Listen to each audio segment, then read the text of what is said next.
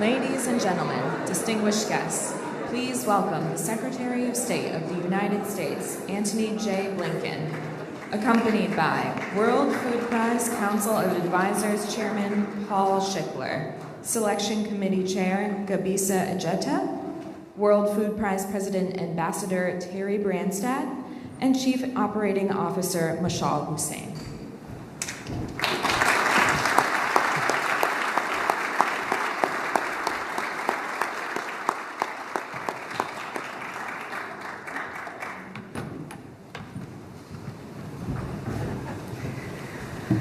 Hello, good morning, everyone, and welcome to the 2024 World Food Prize Laureate announcement. My name is Michal Hussein, and I serve as the Chief Operating Officer for our foundation. Today marks a milestone occasion at the World Food Prize Foundation as we proudly commemorate 2 decades of unwavering partnership with the U.S. Department of State. Secretary Blinken, your presence further elevates the significance of this event, and we extend our profound gratitude for this collaboration that continues to drive impactful change in the realm of global food security.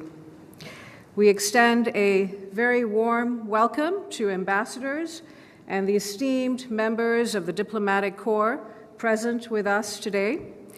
Your attendance here amplifies our collective efforts in addressing the critical issue of world hunger. Over the past 20 years, we've been honored to have the presence and support of notable U.S. Secretaries of State, from Colin Powell to Hillary Clinton, John Kerry, Mike Pompeo, and you, Mr. Secretary, each contributing a unique vision and commitment to advancing the cause of global food security. Our journey to this moment would not have been possible without the relentless dedication of 3 generations of the Ruan family and the vision of John Ruan Sr., Janice and John Ruan III, and now their children, John Ruan IV and Rachel Ruan McLean, who are watching the live stream along with many, many others across the globe. The Ruan family's commitment to the World Food Prize Foundation has shaped its legacy and its impact. Our tremendous gratitude to all of them. This dream started as an idea from an Iowa farm boy. Born in a mail-ordered house, courtesy of a Sears and Roebuck catalog. Raised amid the rhythms of rural life on a family farm, and educated in the humble setting of a one-room schoolhouse. This boy would grow up to become the man who has saved more lives than any other person who has ever lived. And he would emerge as a figure whose influence on humanity knows no equal. Dr. Norman Borlaug. His legacy is carried forward by his daughter, Jeannie Borlaug-Laube, and his granddaughter, Julie Borlaug, who is here with us this evening. In this setting, American ambassadors and diplomats are sworn into service, and both presidents and secretaries of state conduct meetings with world leaders and host receptions for international guests. As agriculture and global food security offers one of the most promising routes to promoting understanding and building linkages across international, political, religious, and ethnic differences, it is most fitting that this event, the World Food Prize Laureate announcement, is also held right here in this very room. Reflecting on this pivotal moment 20 years ago, in this setting, we came together to honor the groundbreaking work of two remarkable 2004 laureates. We fondly remember Professor Yuan Longping of China, hailed as the father of hybrid rice, and the late Dr. Monty Jones of Sierra Leone, whose recent passing leaves a void. His pioneering work in developing new rice for Africa continues to inspire generations in the ongoing battle against world hunger. As we gather here surrounded by passionate hunger fighters and over 70 members of the world's diplomatic corps, it is clear that Dr. Borlaug's tireless efforts to make food security a global priority have evolved into a reality. Now, to reveal our 54th and 55th World Food Prize laureates, it is my pleasure to welcome World Food Prize Foundation President, Ambassador Terry Branstad.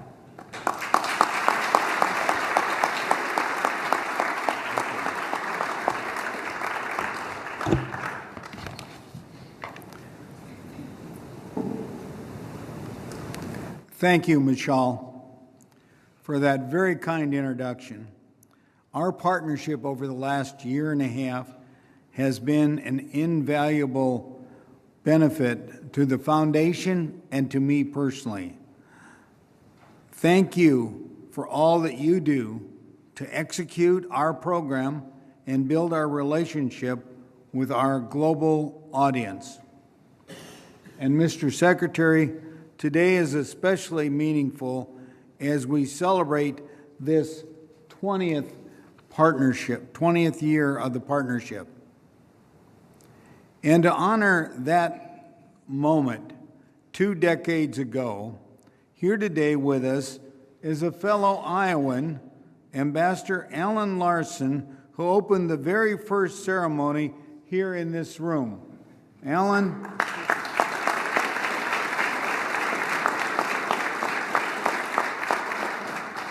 And he's from Mitchell County, Iowa, not too far from where Borlaug grew up in Howard County, Iowa. The idea of this event is credited to Ambassador Kenneth Quinn.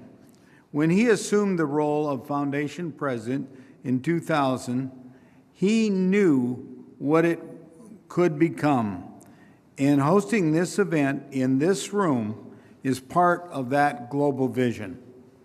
Over the past 2 decades, we have announced 32 World Food Prize laureates, 3 of whom are with us today. A special welcome to the 2010 laureate, David Beckman. David.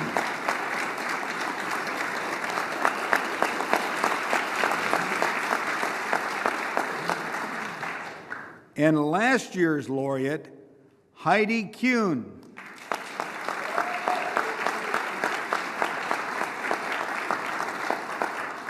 As well as the 2009 laureate, Gabisa Ijeda, who is the chair of the Laureate Selection Committee. Gabisa.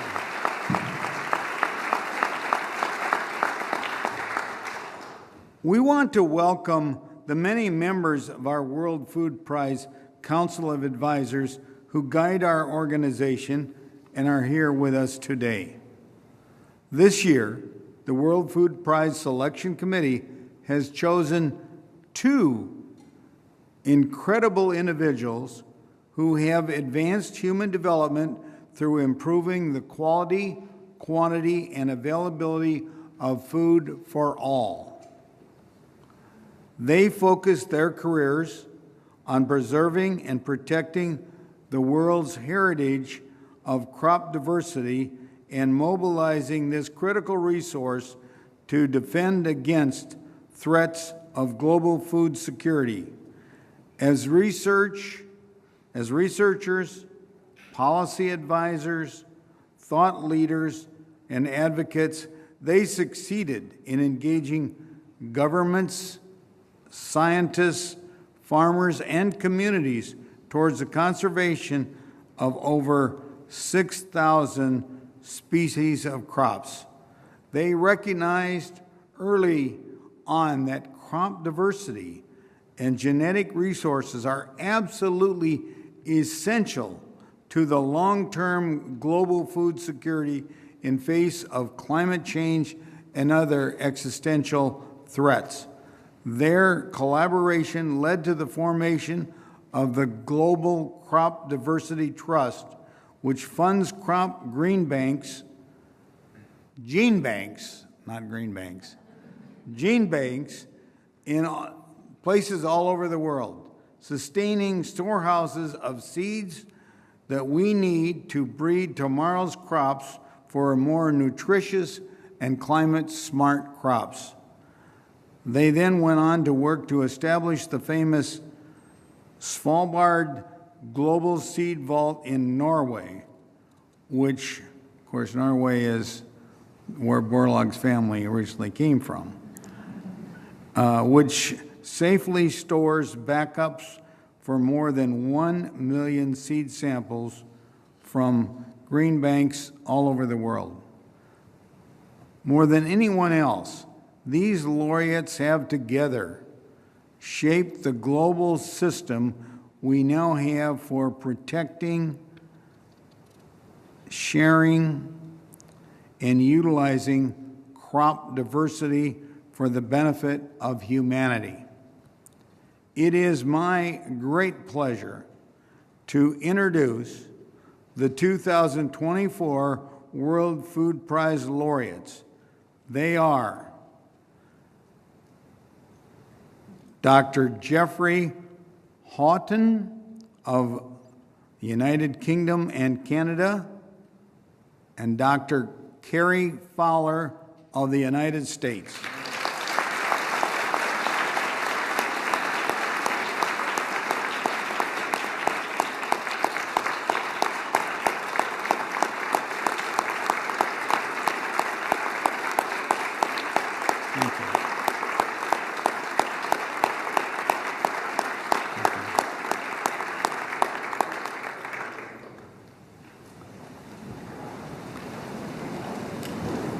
Dr. Houghton and Dr. Fowler will receive the World Food Prize at the Laureate Award Ceremony in the state capitol in Des Moines, Iowa, in conjunction with the Norman E. Borlaug International Global Dialogue, which will be held October 29th through the 31st.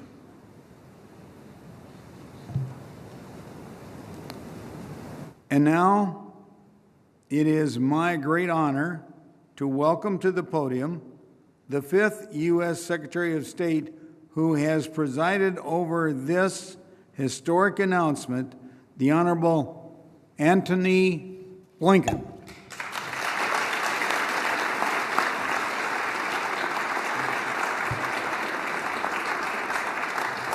Thank you very much. Good morning. Welcome to the State Department. Terry, thank you for that introduction. Thank you for your important and powerful words. Every time I'm with the governor, I'm reminded that Iowa is apparently at the center of the earth. Center of America, anyway. Well, with good reason today. On one level, this is pretty simple. As President Biden has put it, parents can't put food on the table for their kids. Nothing else really matters. And in so many ways, that's what brings us together today. To you, Michal, thank you so much. To all of our colleagues and partners here, I'm grateful. Grateful for everything you do to combat hunger around the world. And as you've heard, we're also joined by previous laureates, including our 2023 laureate, Heidi Kuhn. Heidi, thank you again for your visionary work to transform war-torn areas into gardens of peace.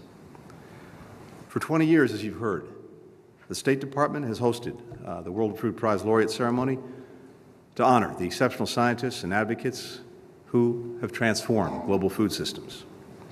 Today, as Terry just announced, the World Food Prize Foundation is recognizing two more giants, outstanding leaders, Dr. Jeff Houghton, Dr. Carrie Fowler, who played a critical role in preserving crop diversity, in part by supporting seed banks around the world.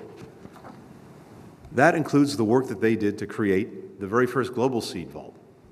Nearly 2 decades since it opened, this repository has grown to hold seeds of more than 1 million crop varieties and more than 6,000 major species. Every one of them is a crucial building block for improving global food security. And as this group knows very well, a single plant, like sorghum, can have hundreds of thousands of varieties. And when one strain is in danger from a pest infestation, a warming climate, farmers can use another type with genetic adaptations to help it survive. And scientists can breed these varieties to create more resilient crops, produce bigger yields, feed more people. But that is only possible with crop diversity, if a variety with a vital gene hasn't gone extinct by the time that we need it most. Through their extraordinary work, Jeff and Carrie have not only helped protect these plants, they've also brought the global community together to strengthen the foundation of our agriculture. Today, that is more important than ever. Largely because of climate change and conflict, our global food systems are under unprecedented stress. More than 700 million people around the world are experiencing chronic hunger. They don't know where their next meal will come from. Food insecurity has devastating consequences. Malnutrition can affect someone's health for a lifetime. Widespread hunger can fuel instability, violence, irregular migration, and in turn, greater food insecurity. The United States is helping to get food to those in need now, but also to build a future that's healthier and more stable for people everywhere. Under President Biden, we've contributed over $20 billion to address global hunger. We provide more than 1/3 of the World Food Programme's budget to help bring life-saving assistance to some of the most food insecure places on the planet. But we're also working critically to transform our food systems, in part by leveraging crop diversity. And what I hear around the world talking to my counterparts, particularly in Africa, but also well beyond, is that as much as they value, appreciate, need the emergency support that the United States and other countries bring to this challenge, what they really want, what they really need, is sustainable, productive capacity for themselves and for others. And I am utterly convinced that we, as a country, but also as a community and as a planet, can help them provide that.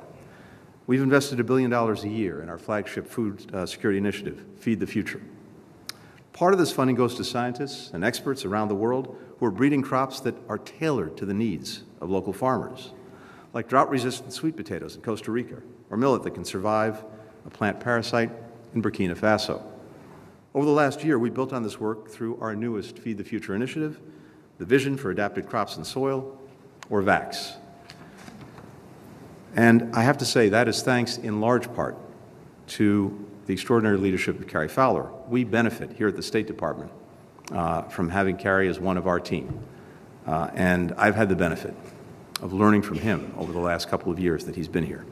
He's our special envoy for global food security and helped pioneer VACS. And through VACS, we're partnering with the African Union and with the Food and Agriculture Organization to do two things: to invest above ground, identifying indigenous crops that are nutritious, but also climate resilient, improving these varieties to make them even more resilient, and delivering the seeds and harvests to the world. But we're also working below ground, developing healthier soils so that plants can thrive.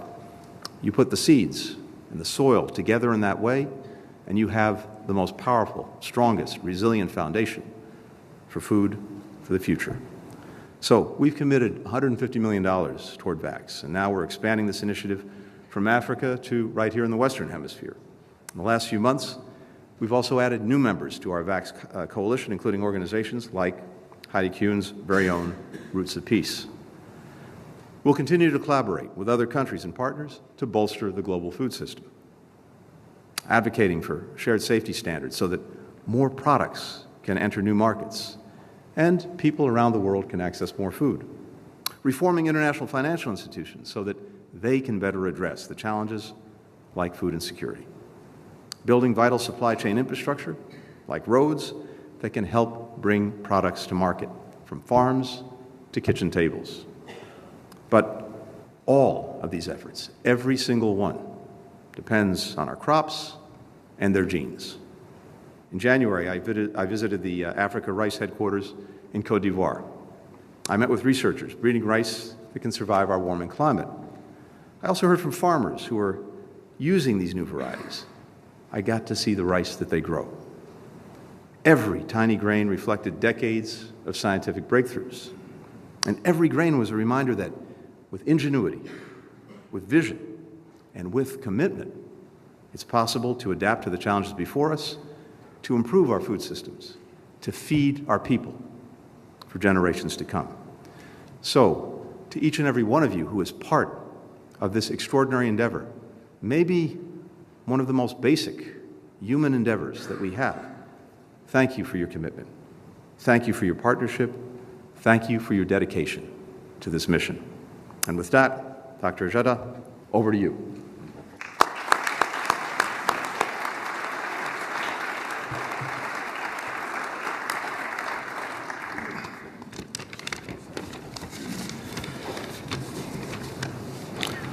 Thank you, Secretary, for that honor of introduction and also for hosting this meaningful gathering of the State Department in the 20th year of this special partnership. If I may, Mr. Secretary, we're also very grateful for your distinguished leadership, the great energy and zeal in which you conduct your quiet diplomacy towards the restoration of peace and stability around the world. For us, peace and stability is the best ammunition that we have to fight, to evaluate hunger and poverty from the face of the earth.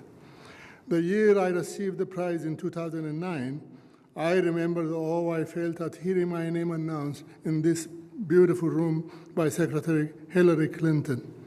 For me, it is for all the laureates, and as it is for all the laureates who have been announced here, it was a catalyst of an incredible journey that has taken me to places and now allowed me to make an impact I never thought possible.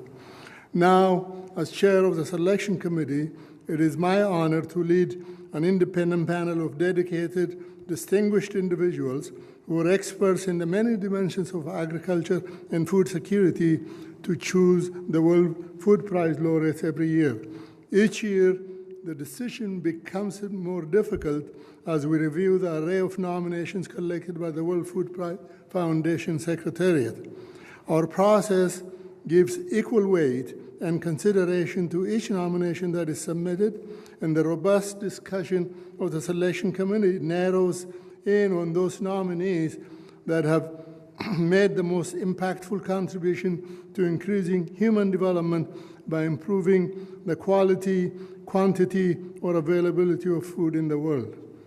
This year, the selection committee unanimously agreed to select Jeffrey Houghton of the UK and Carrie Fowler of the United States for this honor. In its history, the World Food Prize has been awarded many times to plant breeders who develop crop varieties that feed millions of people and sustain the livelihoods of farmers the world over.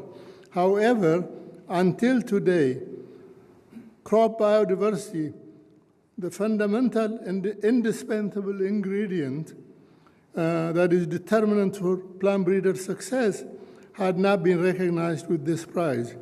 In choosing Dr. Houghton and Dr. Fowler, who are global leaders in preserving, protecting, and mobilizing plant genetic resources for food and agriculture, the Laureate Selection Committee recognizes the great importance of this work to long-term global food security in the face of climate change, pandemics, conflicts, and other existential threats. By awarding the prize to these two distinguished laureates in the area of genetic resources conservation and preservation of the sustainability of human civilization, We hope to inspire the world's leaders and scientific community to continue to work toward the goal of equitably and fairly sharing of not only the genetic resources, but also the benefits derived from modern plant breeding from our World Heritage of Crop Diversity. My warmest congratulations to my colleagues, Jeff Houghton and Carrie Fowler, on this much-deserved award. Now, it's my honor to welcome Paul Shiga, Chair of the Board of Directors of the World Food Prize Foundation, to the podium.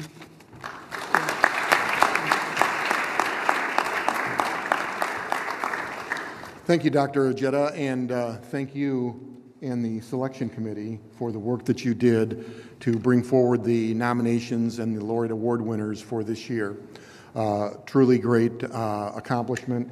And not only this year, Dr. Ojeda, but over the years, you've done a remarkable job in leading that selection committee. For me, this year's award winners have a special meaning.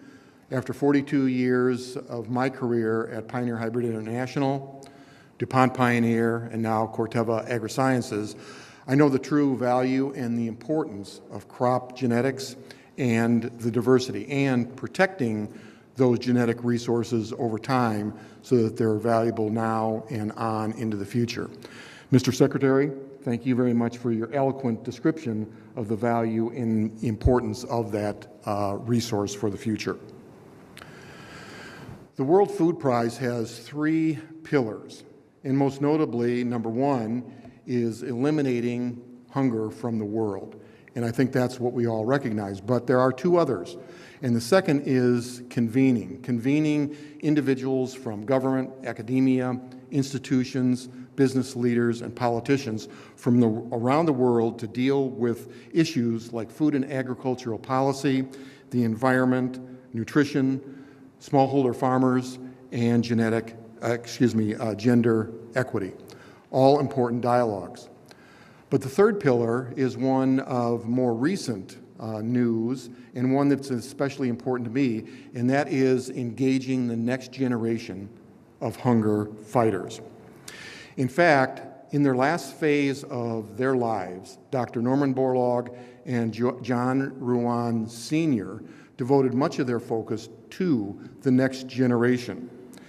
In 1994, when they first started the Youth Institute, there were 13 high school students who participated. In 1994, 13. Today, in the year 2024, there are 30 youth institutes around the United States, 4 throughout the rest of the world, and initiating 2 more in Kenya and Uganda this year. So that today, through internships, scholarships, and participation in the youth institutes, annually 7,000 students are touched by the World Food Prize. And over the period of years, more than 100,000 students have learned about the opportunities and issues in food and agricultural policy. I think we are truly carrying on the legacy of Dr. Norman Borlaug and John Ruan Sr. to engage the next generation of youth fighters. In fact, as I have been in retirement now for 5 years, I'm doing much the same. I continue to work with youth institutes. I work with universities and schools throughout the United States. I work with the startup community to get more individuals at a young age into the technology that is so needed and necessary now and into the future. And I also mentor students who need that help and guidance as their careers progress. Mr. Secretary, thank you very much for joining us today. Thank you for the use of this marvelous facility, but most important, thank you for the strong partnership with the Department of State over the years to bring this effort and this award ceremony to its highest level of visibility. And thanks to Dr. Jeffrey Houghton and Dr. Carrie Fowler for their accomplishments and contributing to crop diversity and genetic preservation. We'll be celebrating now and over the next months as we continue to recognize those contributions. We'll first do that in Mexico in July, and then as mentioned in October during the Borlaug Dialogue in Des Moines, Iowa. But let's start right now with a celebration today in the Jefferson Room. Please join me for that celebration. Again, congratulations to the laureate winners. Thank you very much.